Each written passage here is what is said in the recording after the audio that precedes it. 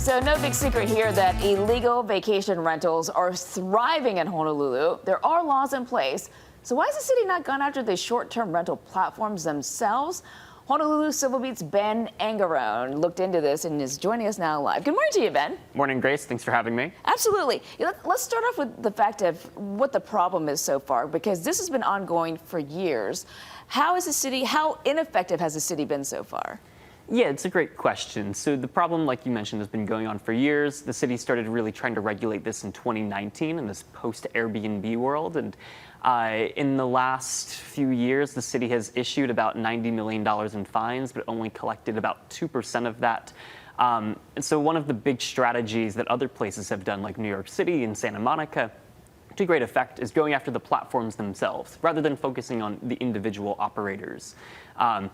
They have not done that at all, though, here, even though the law is on the books since 2019 and has been in effect since late 2020. And you directly asked this question to city officials, whether they have gone after the Airbnb and the VRBOs, and what did they have to say?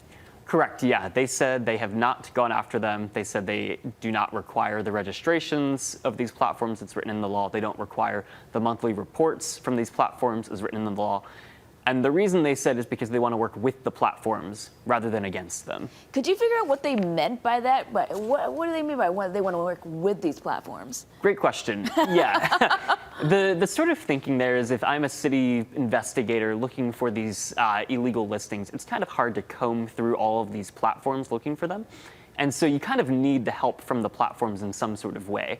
You need access to them, to their data in some way. You need to see who's putting up the listings and stuff. So that's something they're trying to work with the platforms to do. But I mean, parts of the law that are not being enforced, like getting these monthly reports, theoretically should help with that. Okay, so you looked at all these different cities that are having a similar problem. Were any of them effective in being able to crack down on this problem? Yeah, apparently New York City, Airbnb, even in a blog post in the last year or two, mentioned that when New York City's law doing the same thing took effect, within a year, something like 90% 90% of the listings went down. So Airbnb, of course, is not a big fan of this. And to their credit, they mentioned that housing is a complicated thing. The whole overall goal of this is to keep housing costs from skyrocketing. And they're still going up in New York. So, this is not a silver bullet by any means, but it is one tool.